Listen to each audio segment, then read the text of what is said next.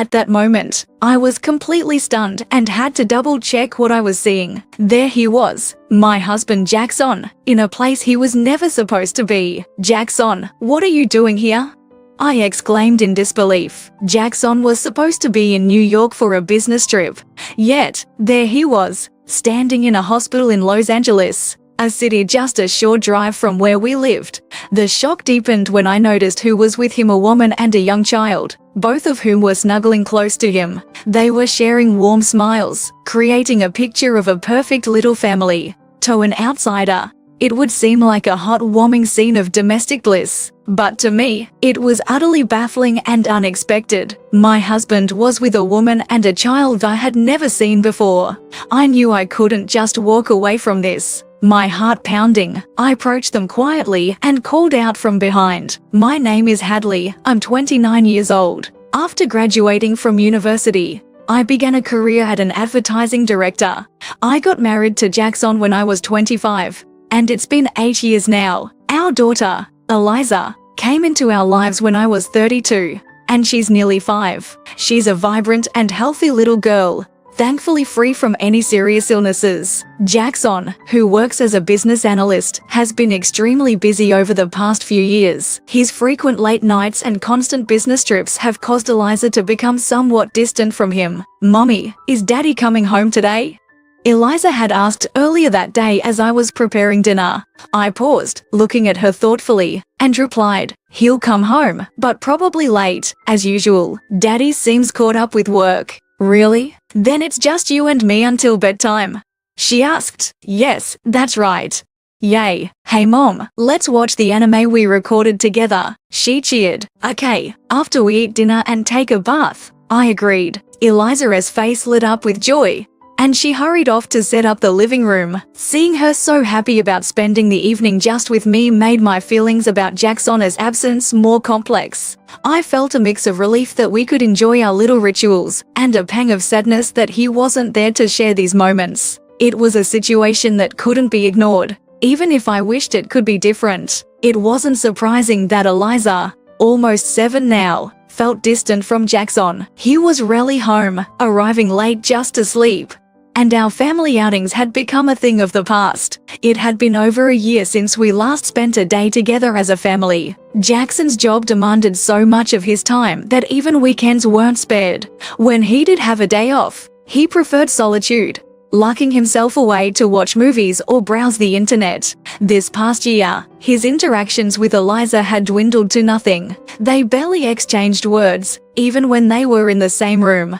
I found myself constantly playing the mediator, a role that was becoming increasingly stressful in our supposed family setting. This distance worried me deeply. I feared that if things continued this way, Eliza might completely detach from her father. I longed for them to reconnect, to return to the closeness they once shared.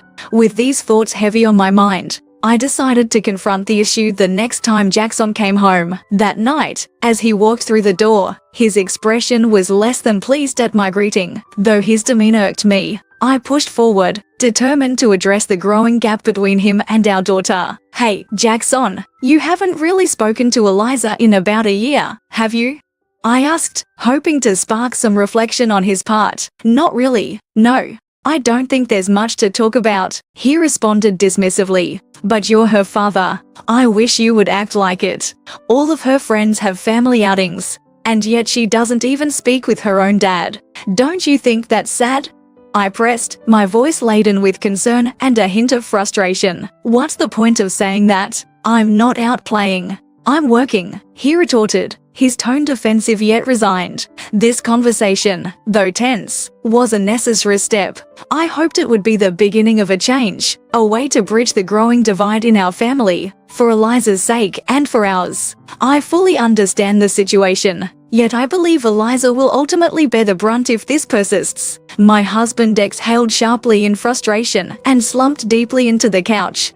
As I settled beside him, Jackson slowly loosened his tie and confessed, "I'm sorry, but I'm swamped at the moment. I'm in line for a promotion and need to concentrate on my career." "I see how committed you are to your work, but shouldn't our family matter as well?" I queried, sensing his focus was shifting too far from us. "Working weekends is challenging, But can't you spare just one day? I can't afford to fall behind my colleagues. You understand, right? I'm pushing this hard for the sake of our family, he responded earnestly. At that moment, I hesitated. I realized he was pouring his heart into his job for the potential promotion. Yet in doing so, he was drifting away from our daughter and me. If things carried on this way, it wasn't just his bond with our daughter at risk, but the very fabric of our family unity. With a surge of anxiety and resolve, I decided to confront the issue directly. Jackson, I get that you're overwhelmed, but please make sure you're free for Eliza's birthday. Her birthday? He blinked, surprised. Yes, it's the first Sunday of next month. Technically, her actual birthday is Friday, but since we both work weekdays, I was hoping to take her out on Sunday. I'm not sure about next month's commitment yet, but as of now, no business trips are planned, right? Even if it's a work day. Surely you can take one day off. For Eliza's sake, please, I implored. Despite my earnest appeals, Jackson tersely agreed. All right, I got it. I could tell he was displeased and had consented reluctantly, but I felt a mix of relief and happiness. The following evening, as we dined, I turned to Eliza. Hey Eliza, your birthday is coming up, isn't it? Is there something special you want? Her eyes lit up. Wow, really? I want an ice cream maker. An ice cream maker, huh? Well, let's go check that out. As I watched my daughter gleefully enjoy her hamburger, I set aside my chopsticks, captured her gaze, and saw the perfect opportunity. Eliza, how about we go out with Daddy on your birthday? Daddy, isn't he working? She asked, puzzled. He's promised to take the day off for your birthday, so let's plan a special trip. Just the two of us. Where would you like to go? Really? I want to go to the amusement park. Her eyes sparkled with excitement. All right then, the amusement park it is. You can pick any place you'd like, as long as it's somewhere we can all go together. I reassured her. Yay, Mommy, thank you, she exclaimed, her joy filling the room. Throughout the meal, her excitement was palpable, constantly asking, is Daddy really coming? Can the two of us really go? It was touching to see her so eager, and I couldn't help but smile. I had thought she was indifferent toward her father, but beneath her exterior, she clearly missed him. She seemed far happier than I had anticipated, especially at the thought of a family outing. As the weekend trip approached, my husband unexpectedly came home earlier than usual and began awkwardly. Well, you see, what's wrong?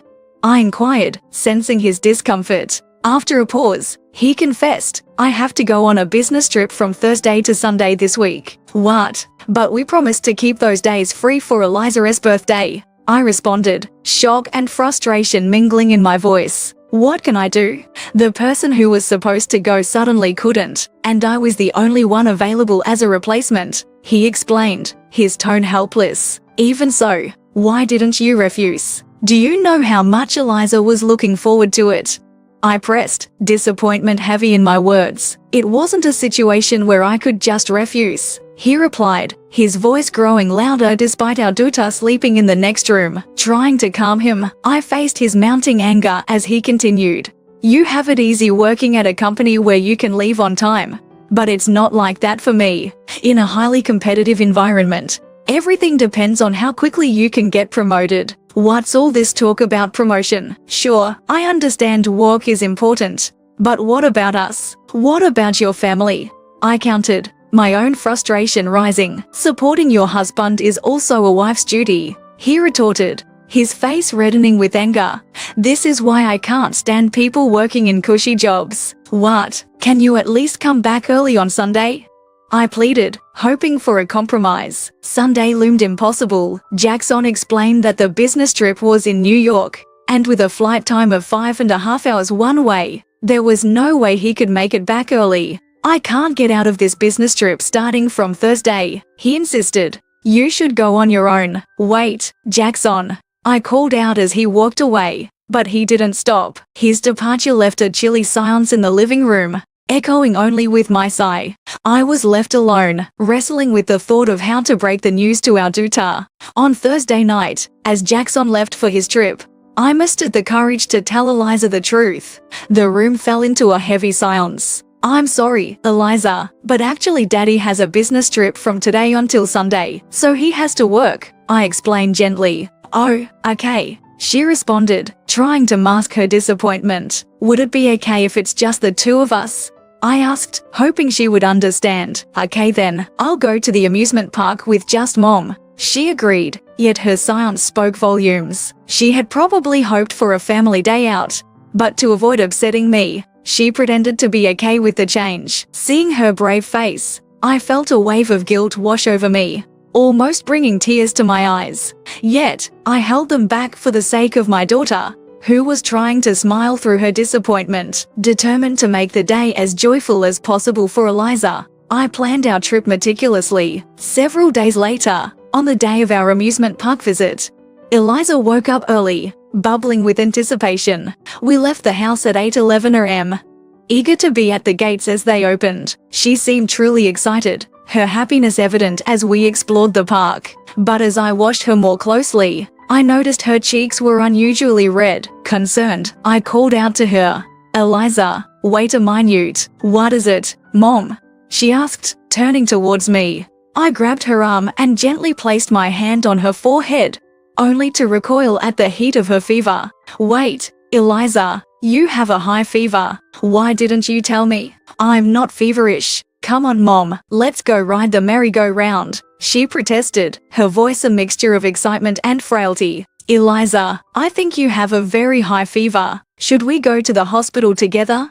I asked, my voice laced with worry. "No, I finally got to come here with you," she whispered, her determination clear even as her body betrayed her. It was then, standing amidst the laughter and cheers of the amusement park, that her little knees buckled and she collapsed.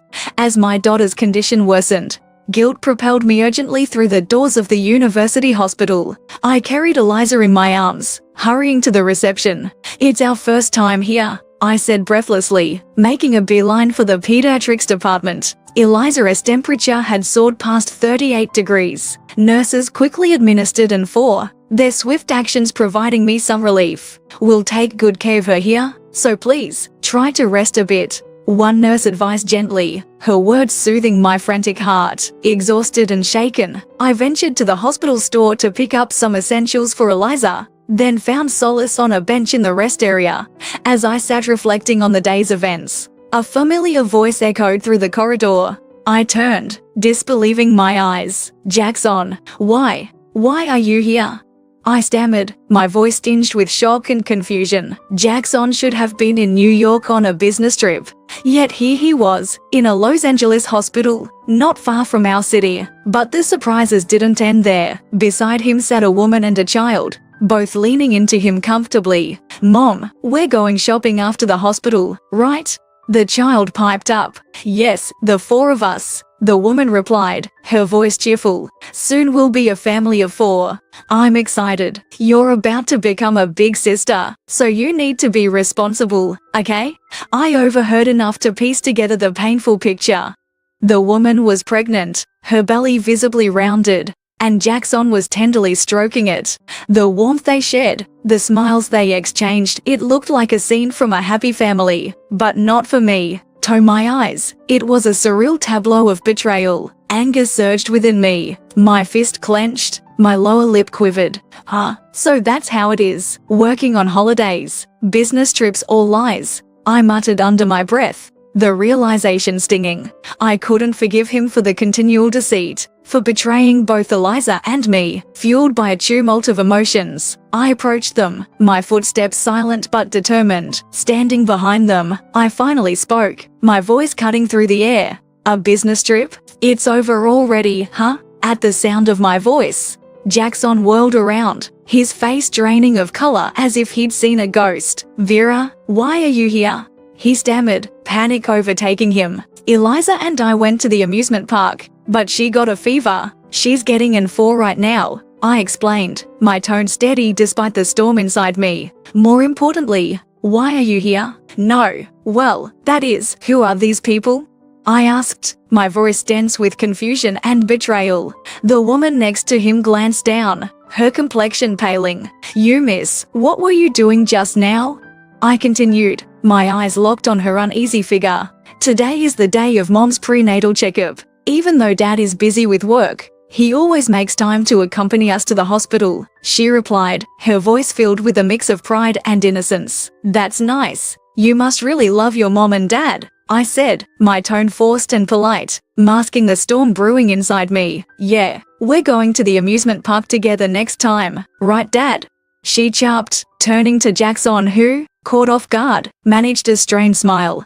Just then, she mentioned she needed to go to the restroom, which gave me the perfect opportunity to confront Jackson alone. In a harsh whisper, I demanded, would you care to explain? No, it's not like that. This is he started. But I cut him off. What's not like that? From what I've heard, you're the father of both that girl and the baby her mother is carrying. Yet you kept telling me and Eliza that you were just tied up with work or on a business trip. How could you stoop so low? Wait, let's calm down for a moment, okay? I wasn't planning to leave you or anything. He tried to soothe the rising tension. Driven by anger, I grabbed the collar of his shirt, pulling his face close to mine, our noses nearly touching. My voice was a cold, harsh whisper. Don't mess with me. How far will you go to betray Eliza? Are you really her father? Don't make me laugh. After deeply hurting your own daughter, you dare to father another child with someone else? You're nothing but an irresponsible scumbag, I accused, my anger peaking. No, it's not like that. Please forgive me, he pleaded, desperation evident in his voice. Forgive you? You have the audacity to say something so convenient. Neither Eliza or I will ever forgive you. When we get home, I want you to fill out the divorce papers. Get ready for it all. All right.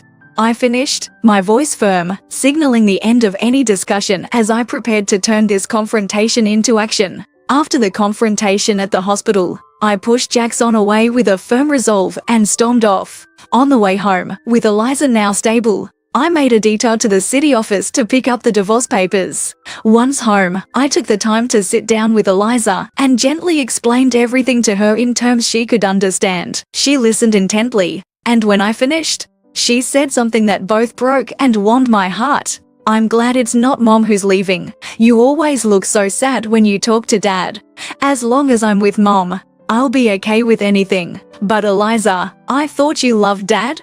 I did love him, but I love Mom the most. I hate anyone who hurts my mom, she affirmed, her innocence shadowed by the pain she felt on my behalf. Tears blurred my vision as I looked at my daughter's smiling face, trying to hold back the tears that threatened to fall. I hugged her tightly, finding comfort in her presence. In the following days, I proceeded with the divorce. During the negotiations, Jackson and his new partner, who was pregnant, tried to argue for lower alimony payments, citing their financial burdens with their upcoming child. However, I stood firm, unwilling to reduce the agreed amount or let him dictate the terms. They were the ones at fault, after all. It turned out that Jackson had been regularly taking time off work to visit his other partner, a fact discovered by a co-worker.